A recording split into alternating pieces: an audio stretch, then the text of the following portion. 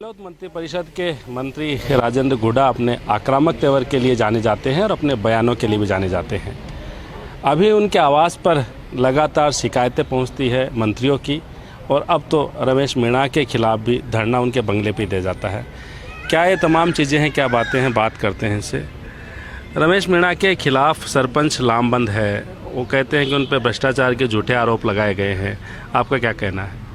मेरी समझ से तो इसी तरीके से चलता रहा तो अकेले रमेश जी मीणा ही काम सल्टा देंगे। ज्यादातर काम है ना वो जचा देंगे। सरपंच जो है इनका ईमानदारी से काम करते हैं, जनता के पहले मोर्चे पर लड़ते हैं, जनता की सेवा करते हैं। कोविड की 2 साल की परीक्षा के जनता की सेवा करने के बाद ये सरपंच अपने एग्जाम में उत्तीर्ण होकर सरपंच बने थे। जनता ने सर्टिफिकेट दिया था इनको। और मेरी जानकारी के अंदर उन्होंने 300 करोड़ की 500 करोड़ की जो भी बातें कही, मुझे व्यक्तिगत रूप से जानकारी है कि पंचायत से कोई भी सरपंच आज तक पैसे वाला नहीं हुआ। कर्जे रहते इनके पास इनकी जमीनें बिक जाती है, सरपंचों के घर बिक जाते हैं, सरपंच कर्जदार हो जाते हैं। और मैं जहां तक समझता हूं कि पहली बार आजाद भारत में इतना लंबा आंदोलन किसी जनप्रतिनिधि का इस तरीके से, सभी पार्टी के जनप्रतिनिधि एक जगह होके अलग अलग इस तरह का पहली बार हुआ। और ये हमारी सरकार की सेहत के लिए, हमारी पार्टी के लिए अच्छा नहीं है। आप रमेश मीणा करते हैं सरपंचों की बेईमानी की बात, और आप कहते हैं कि ईमानदारी की बात उनके मुंह से अच्छी नहीं लगती। देखिए, ईमानदारी की बात तो मैं जहां तक मेरा नॉलेज है, मेरी समझ है, ईमानदारी की बात यदि भरत सिंह जी पूर्व पंचायत राज मंत्री बोलते ना तो उनके मुंह से ज्यादा अच्छी लगती। आपके यही बयान लगातार चर्चा में रहते हैं, उदयपुर पार्टी में बयान देते हो कि आपको ऑफर मिलते हैं 60 करोड़ के, 20 करोड़ के, क्या है ये सब? देखिए, उदयपुर पार्टी में किसी 9th क्लास की बच्ची ने मेरे से पूछा था कि भ्रष्टाचार की सूची में हमारा देश क्यों शामिल है, और ये हिंदुस्तान भारत भ्रष्टाचार की सूची से बाहर कैसे हो सकता है।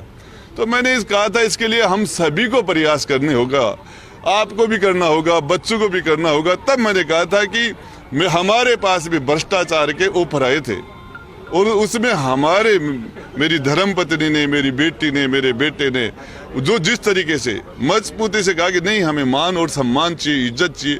तो ये आज ये पैसा यदि घर में आ रहा है तो कैसा पैसा आ रहा है? गंदा पैसा आ रहा है, अच्छा पैसा आ रहा है, 2 नंबर का आ रहा है या 1 नंबर का आ रहा है? नौकरी लगने से पहले हम पूछते हैं ऊपर की कमाई क्या है। बंदी का जो सिस्टम चलता है, जो यदि हमारे परिवार हमें इस मामले में हमें सपोर्ट करें, ये सरपंच है, पूछ लेना, आज तक कोई माई का लाल ऐसा है खड़ा होकर बता दे 1 पैसे के लिए। लेकिन फिर भी हम जनता के ट्रस्टी हैं। और वो भ्रष्टाचार का क्वेश्चन था, बच्ची ने कहा था भ्रष्टाचार कैसे खत्म होगा, तो मैंने उस क्वेश्चन का जवाब दिया था कि भारत इसे भ्रष्ट देशों की सूची से बाहर आने के लिए आपको भी सहयोग करना पड़ेगा। उसने वो मेरा एग्जाम्पल दिया था। सरपंच, आपने कहा कि अपने जेब से पैसे खर्च करते हैं, विधायकों और मंत्रियों का क्या है? वो भी जेब से पैसे खर्च करते हैं? विधायकों और मंत्रियों से सरपंच ज्यादा ईमानदार है।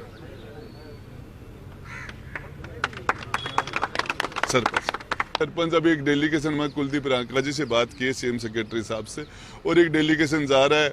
इनकी बातों से वो सहमत होंगे नहीं होंगे, फिर उस डेलीगेशन से आप बात करते हैं। बिल्कुल। तो राजेंद्र गुड्डा जिन्होंने सरपंचों का साथ दिया और कहा है कि इन पे आरोप लगाना गलत है, और ईमानदारी की बात जो है वो मंत्री रमेश मीणा के मुंह से अच्छी नहीं लगती, कोई और भी बात करता तो अच्छी लगती।